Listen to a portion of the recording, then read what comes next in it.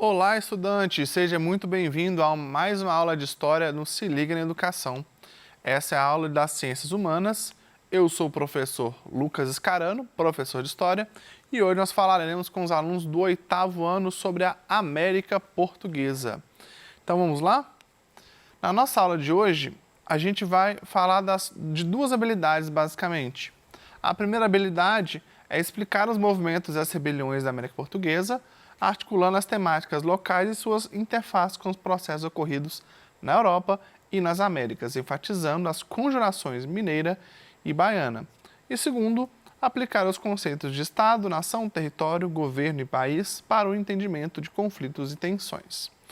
Então, estudante, na nossa aula de hoje a gente vai falar um pouco sobre a América Portuguesa, a sua estrutura administrativa, e aí a gente vai focar um pouco em Minas Gerais, lembrando um pouco sobre a Inconfidência Mineira, que a gente chama também de Conjuração Mineira. Então, vamos ver a nossa aula. Ela foi dividida em 4 partes. Primeiro, afinal de contas, por que a América Portuguesa? Segundo, a estrutura administrativa. Terceiro, o ouro em Minas. E quarto, aí a gente vai focar um pouco na Inconfidência ou na Conjuração Mineira. Então, na aula de hoje, vamos começar com essa seguinte pergunta. Por que América Portuguesa?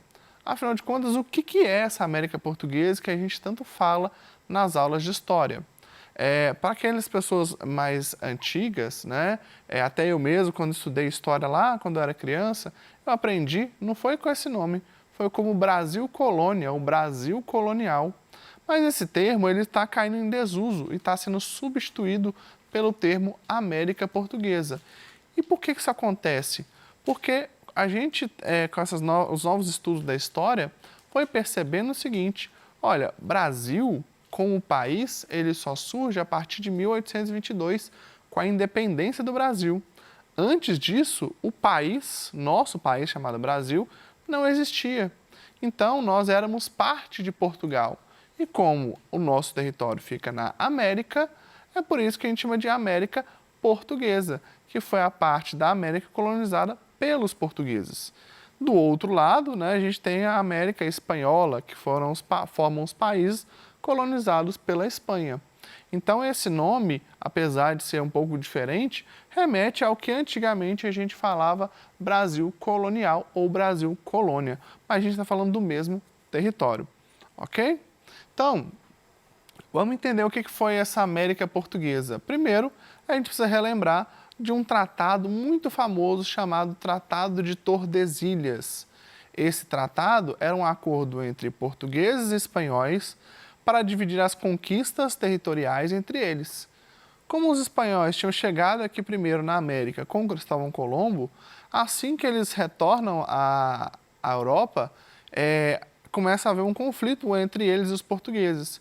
E a Igreja Católica precisa resolver esse conflito, criando assim o chamado Tratado de Tordesilhas, que nada mais é do que uma linha imaginária que divide a América verticalmente entre a América do lado de Portugal e do lado da Espanha. Vale lembrar que essa linha imaginária, inicialmente, era muito mais a leste, né, do que é hoje. Só que se fosse assim, Portugal não teria ficado com território nenhum. E aí Portugal faz uma reclamação e essa linha imaginária ela é transferida um pouco mais para o oeste, deixando assim o litoral, parte do litoral que hoje é brasileiro, nas mãos dos portugueses. Bom, segunda coisa, a condição de colônia. O que é uma colônia, afinal de contas? Muito se discute sobre o descobrimento do Brasil. Será que o Brasil foi descoberto mesmo? Mas não haviam pessoas aqui, os indígenas? Então, que conceito que é esse? Esse conceito de descoberta, a gente está colocando do ponto de vista do europeu. Por isso que a gente trata de descoberta. E aí, quando os portugueses vêm e acabam colonizando a região, aqui a nossa região, a América passa a ser uma colônia, ou seja, uma parte que pertence a Portugal, mas que fica em outro território. Os portugueses tiveram outras colônias mundo afora e aqui é a colônia portuguesa na América, ok? Terceira coisa, a administração portuguesa. os portugueses, para ter uma melhor administração, eles foram criando várias tentativas de administrar o nosso território. Lembrando que os portugueses chegam aqui primeiro em 1500, mas somente a partir de 1530, ou seja, 30 anos depois, é que essa colonização ela acontece efetivamente. Até aí é apenas um período de exploração, né, principalmente do pau-brasil, mas não existe uma colonização efetiva aqui no nosso território, ok? Então eu trouxe aqui para a gente ver o Tratado de Tordesilhas, se a gente for perceber pelo mapa, é o que fica nessa linha roxa, né, que está aqui do lado esquerdo. Essa é a linha original, que ficou sendo no final das contas, mas a linha pontilhada é a linha que tinha sido definida pelo Papa anteriormente, tá? Então, houve um pequeno ajuste aí no meio do caminho. E mais para frente, houve um outro acordo, né, que é o Tratado de Saragoça, que determina do outro lado do planeta, né, quais seriam as conquistas espanholas e portuguesas. Bom, já pensando então em uma estrutura administrativa, a primeira tentativa de Portugal de colonizar o Brasil foi com o que a gente chama de capitanias hereditárias. O que é isso? A coroa portuguesa resolveu dividir o território brasileiro, né, que era deles ainda, era português ainda, em 14 territórios diferentes, em grandes latifúndios, que são extensões de terras gigantescas que seriam doadas a outros nobres, né, próximos ali da coroa portuguesa, e aí esses nobres teriam como função vir para cá para colonizar, explorar, para, né, usar a terra conforme o desejo dele. Porém, essas capitanias hereditárias, elas não foram muito bem vistas por alguns desses nobres europeus, portugueses, porque basicamente somente duas capitanias prosperaram, a de Pernambuco e a de São Vicente, que hoje é a região de São Paulo. Essas duas capitanias tiveram, né, grande aporte de pessoas e as outras não foram tanto assim em frente quanto essas duas, ok? E aí, como essas duas somente prosperaram, a coroa portuguesa resolveu criar uma outra estratégia de colonizar o nosso território. Lembrando, as capitanias hereditárias elas ainda permaneceram por muito tempo, mas além dessa divisão, a coroa portuguesa resolveu criar também os governos gerais. Foram 3 governos gerais ao longo dessa história, né? E aí cada governo geral teve sua contribuição. Por exemplo, o primeiro governo geral, de Tomé de Souza, criou a primeira capital do Brasil, que é em Salvador. A última, né, a de Mendes Sá, foi responsável por expulsar os franceses ali da região da Guanabara, que hoje é o Rio de Janeiro, fazendo assim com que aquela região ali voltasse a ser domínio português. E cada governador geral pôde criar, então, algumas estratégias aí para ajudar na nossa colonização. Bom, depois desses 3 governos gerais, o Brasil se dividiu em 2 partes, tá? Então ficou um governo do norte ali, mais ao norte, pegava aí um trecho aí do norte e nordeste brasileiro, e a outra parte, divisão do sudeste, centro-oeste e sul do Brasil, ficou sendo ali uma outra divisão administrativa, fazendo assim com que facilitasse ali a administração das 2 regiões. E é exatamente nessa grande divisão entre as duas partes, né, que surge o que a gente chama de União Ibérica. Tá? Esse nome União Ibérica nos remete à união entre 2 coroas, a coroa de Espanha e a coroa de Portugal. Ibéria é a península onde ficam localizados os 2 países, por isso do nome União Ibérica. O que acontece nessa união? O rei de Portugal, à época, ele acabara tendo que ir até uma batalha no Marrocos e ele desaparece nessa batalha. Não foi encontrado o corpo dele e aí as pessoas ficaram sem saber o que fazer. Olha, não temos rei, o rei sumiu, desapareceu, será que ele morreu, será que ele vai vir ou não? E aí, nessa falta de governança, né, tiveram que escolher alguém para governar. E no decorrer dessa história, o rei Filipe II, que era o rei da Espanha, ele acaba assumindo o governo também de Portugal, se transformando em rei de Portugal e da Espanha ao mesmo tempo. É isso que a gente chama de União Ibérica. Se essas duas uniões ocorreu, aquele tratado que eu falei agora há pouco, chamado Tratado de Tordesilhas, ele deixou de fazer sentido, porque agora era tudo da Espanha, então não fazia sentido ter uma divisão entre o que era de Portugal e o que era da Espanha. E aí, com essa ausência, né, de divisão entre os dois países, aqueles expedicionários, né, aventureiros que queriam explorar o território, eles tinham mais liberdade de sair lá do litoral e explorar o interior do continente americano. É nesse meio do caminho que surge o bandeirantismo. Os bandeirantes são aqueles portugueses ou descendentes de portugueses que viviam na região de São Vicente, onde hoje é São Paulo, e aí eles saem em busca de 3 coisas: ouro e prata. Segundo, capturar índios. Terceiro, capturar escravizados. Esses bandeirantes, eles têm essas funções. A principal função econômica deles era buscar ouro e prata, que era o principal interesse da coroa portuguesa nesse contexto.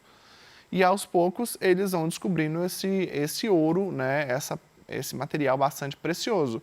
Inicialmente em Taubaté, né, eles chegam no interior de São Paulo ali a descobrir ouro, mas a grande quantidade de ouro descoberta é em Minas Gerais. E é aí que vai surgir a nossa história a partir desse momento.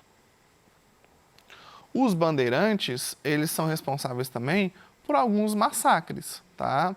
Então, apesar deles terem descoberto ouro e criado cidades, eles foram responsáveis por matar vários índios, vários africanos que tinham vindo para cá como escravizados, feito batalhas, tá? Então, esses bandeirantes, eles têm uma dupla visão, a visão de herói e a visão ali de vilão sobre eles.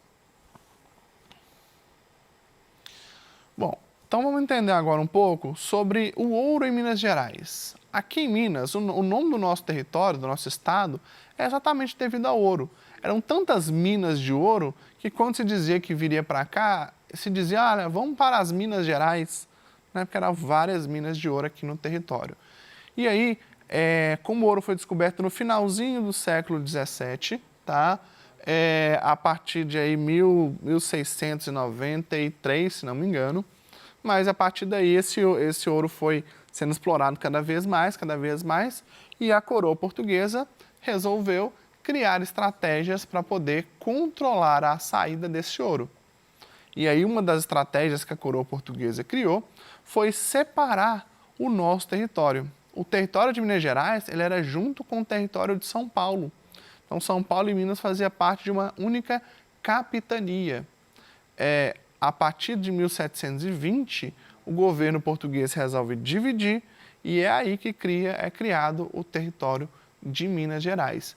Tanto que há 2 anos atrás, nós comemoramos aí os 300 anos do nosso estado. Como a coroa portuguesa resolveu aumentar o controle do estado sobre o que saía daqui, foi criado, além dessa mudança, alguns impostos, tá? Que impostos eram esses? Havia um imposto chamado captação, que era um imposto por cada pessoa que trabalhava aqui. Havia um imposto também chamado quinto, que era 1/5 do ouro que era encontrado. 1/5 equivale a 20%.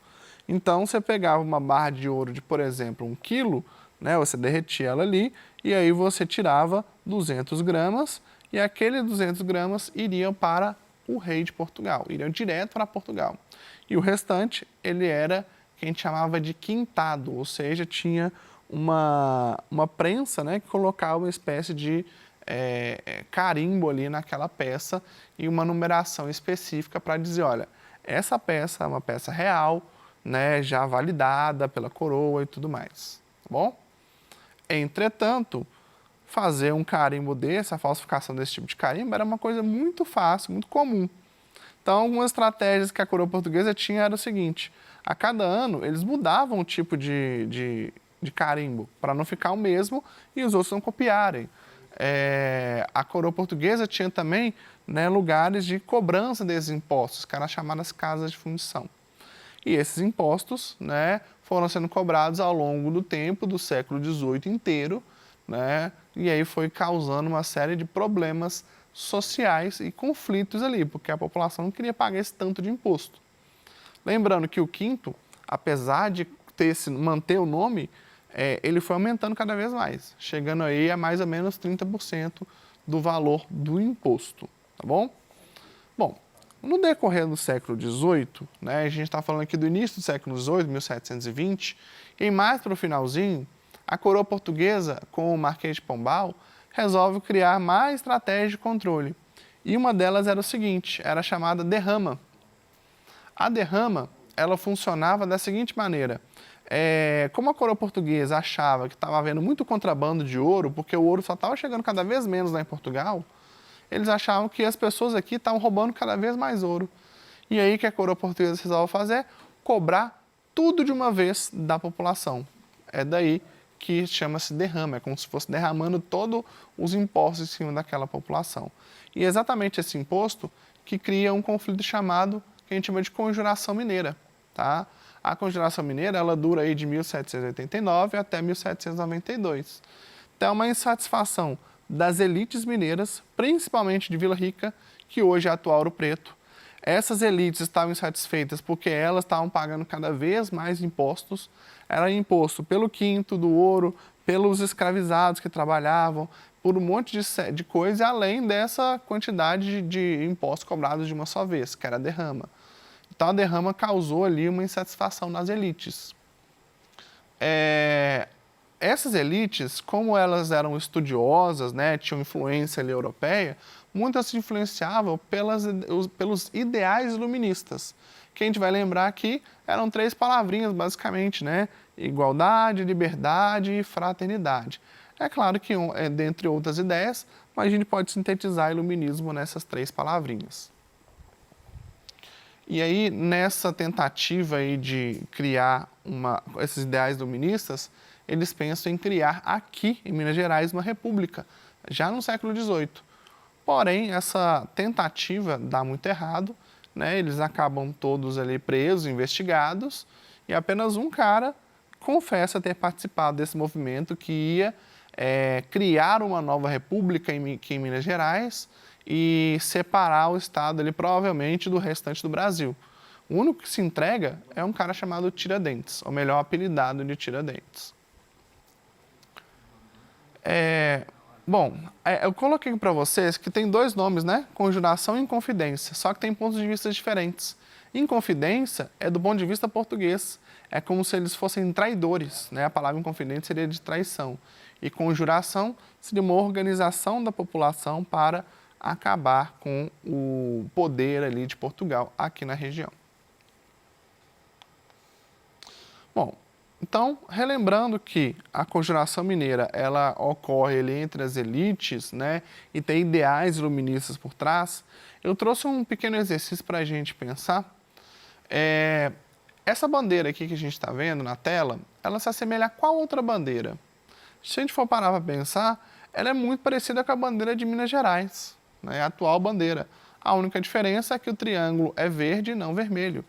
Essa mudança, né, ocorre no decorrer do tempo com o estabelecimento da República, mas originalmente a bandeira usada ali pelos inconfidentes, né, depois de algumas mudanças, passou a ser essa bandeira aqui verde, né, bem parecida com a nossa. Um outro exercício é o seguinte: eu trouxe um texto dizendo que os conjurados defendiam a independência de Minas Gerais, a proclamação de uma república com a capital em São João del Rei, núcleo agropecuário que mantinha intenso comércio com outras áreas da colônia, a criação de indústrias e de uma universidade e de uma casa da moeda, em Vila Rica, para controlar a emissão de dinheiro. Os conjurados divergiam quanto à escravidão, mas a maioria deles era favorável à continuidade dela. E aí eu faço 2 perguntas para vocês. Podemos afirmar que o movimento da conjuração mineira era um movimento de elite? Sim, né? Tanto que eles queriam manter a escravidão do mesmo jeito. E segunda pergunta: o que levou os participantes a organizar esse movimento? A insatisfação deles com a cobrança exagerada de impostos. Então, estudante, a gente fez um panorama geral sobre a América Portuguesa, vimos alguns pontos importantes, tá? Essas foram as nossas referências. Desejo a você bons estudos e a gente se vê na próxima aula. Tchau, tchau!